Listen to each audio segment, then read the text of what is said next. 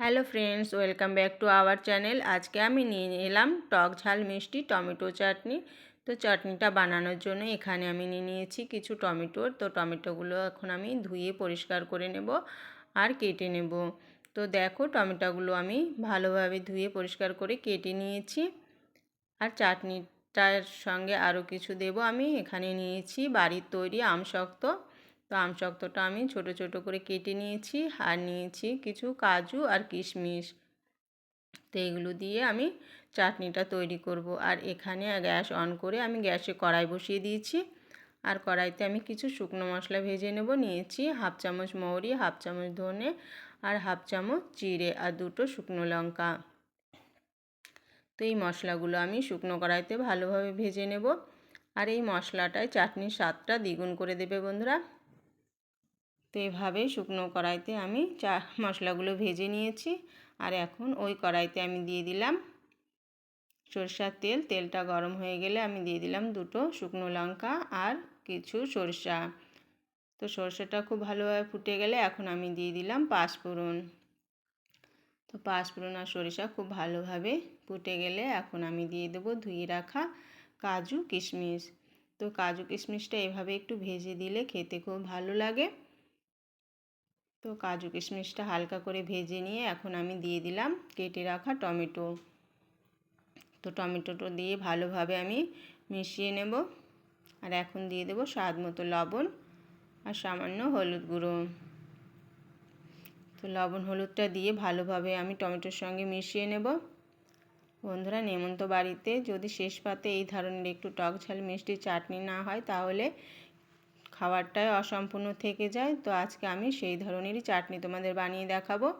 তো টমেটোটা ভালোভাবে সিদ্ধ করার জন্য আমি দিয়ে দিয়েছি একটা ঢাকনা। তো ঢাকা দিয়ে আমি কিছুক্ষণ রান্না করেছি। আর দেখো, টমেটোটা খুব ভালোভাবে সেদ্ধ হয়ে গেছে।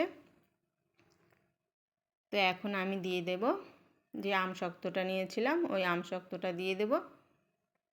তো আমশক্ত দিয়ে টমেটোর সঙ্গে ভালোভাবে মিশিয়ে নেব। আর একটা খুন্তি দিয়ে টমেটোগুলো একটু ভালোভাবে ভেঙে দেব। আর এখন আবারও একটা ঢাকনা দিয়ে আমি কিছুক্ষণ ঢাকা দিয়ে রেখেছিলাম। তো দেখো, কিছুক্ষণ পরে ফিরে এলাম। টমেটোটা খুব ভালোভাবে সেদ্ধ হয়ে গেছে। এখন নাড়িয়ে চাড়িয়ে আমি দিয়ে দেবো এর মধ্যে পরিমাণ মতো চিনি। তো তোমরা যেমন মিষ্টি খেতে পছন্দ করো সেই আন্দাজে চিনিটা দিও। তো এখানে আমি দিয়ে দেবো 2 চামচ চিনি, যাতে চাটনিটা টক ঝাল মিষ্টি হয়, খেতে খুব ভালো লাগে। তো চিনিটা দিয়ে খুব ভালোভাবে আমি টমেটোর সঙ্গে মিশিয়ে নিলাম। এভাবে কিছুক্ষণ আমি টমেটোর চাটনিটা রান্না করব। তো দেখতেই পাচ্ছ চিনিটা দিয়ে অনেকটা একটু জল বেরিয়ে এসছে। তো জলটা আমি ভালোভাবে শুকিয়ে নেব। আর যে মশলাটা আমি ভেজে রেখেছিলাম ওই মশলাটা গুঁড়ো করে আমি চাটনির মধ্যে দিয়ে দেব। আর ভালোভাবে টমেটোর চাটনির সঙ্গে মিশিয়ে নেব। এইভাবে গুঁড়ো মশলা দিয়ে টমেটো চাটনি বানিয়ে খেয়ে দেখো বন্ধুরা, একদম নেমন্ত বাড়ির চাটনির মতনই হয়। তো আমিও বানিয়েছিলাম, খুবই টেস্টি হয়েছিল খেতে। তো দেখো, আমার টমেটো চাটনিটা তৈরি হয়ে গেছে। কেমন হয়েছে কমেন্টে অবশ্যই জানিও। আর ভালো লাগলে একটা লাইক শেয়ার কমেন্ট করো। চ্যানেলে নতুন হলে প্লিজ চ্যানেলটিকে সাবস্ক্রাইব করে দিও। আর যারা আগে থেকে সাবস্ক্রাইব করে রেখেছো তাদের অসংখ্য ধন্যবাদ আমার পাশে থাকার জন্য।